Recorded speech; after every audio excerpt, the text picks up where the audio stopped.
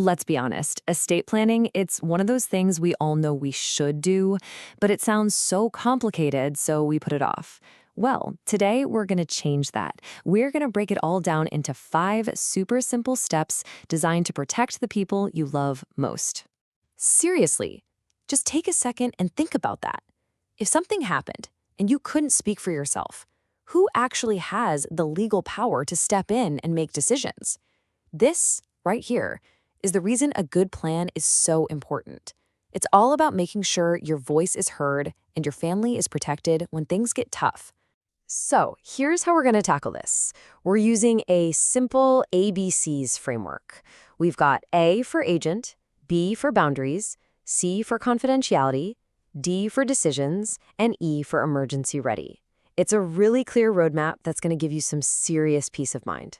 All right, first up, let's talk about A for agent.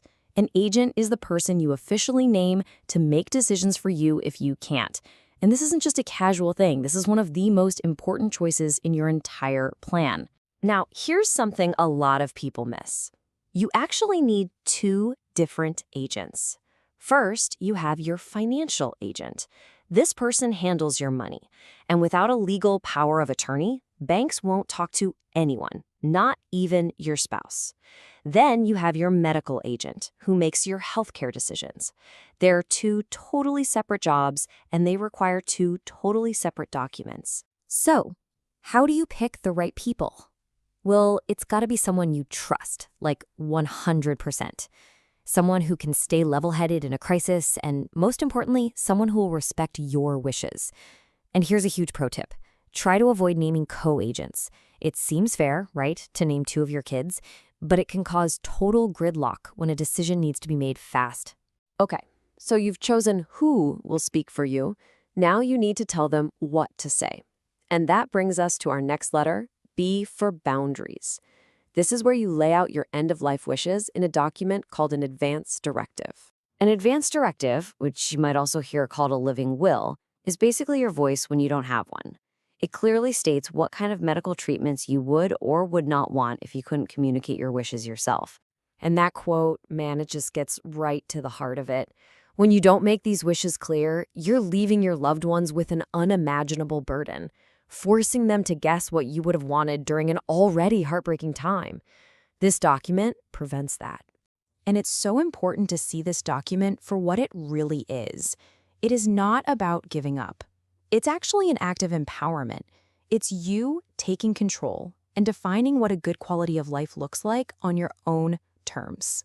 All right, let's move on to our third letter, C, for confidentiality.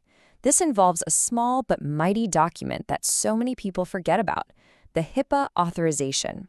You can think of it like a key that lets your trusted people unlock your private medical info. I want you to just picture this for a second.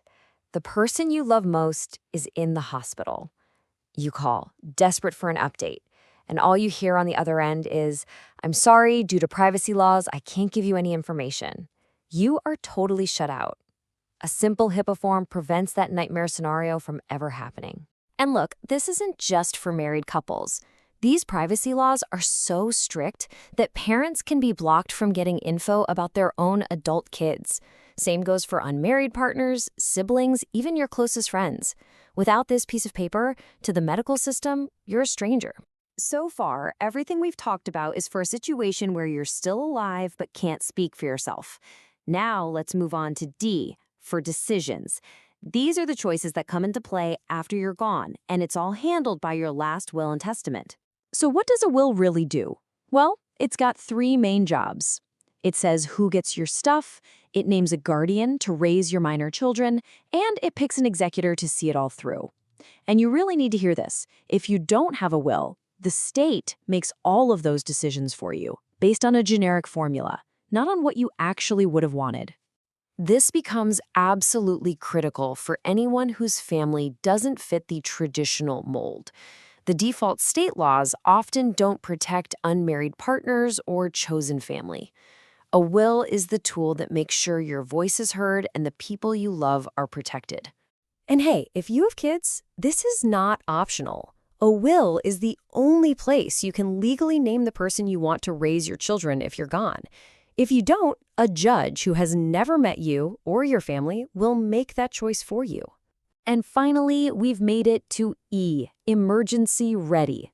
Because let's face it, having all these perfectly drafted documents means nothing if nobody can find them when they actually need them. This is all about making your plan work in the real world. So, when you put it all together, we've talked about 5 core documents that every single adult really ought to have. And here they are, the core 5, all in one place. You've got your financial power of attorney, medical power of attorney, HIPAA form, advance directive, and your will. Every single one has a very specific, very important job to do. So where do you keep them? A fire-safe box at home, a secure online portal, those are great spots. But here's what not to do, and this is a really common mistake.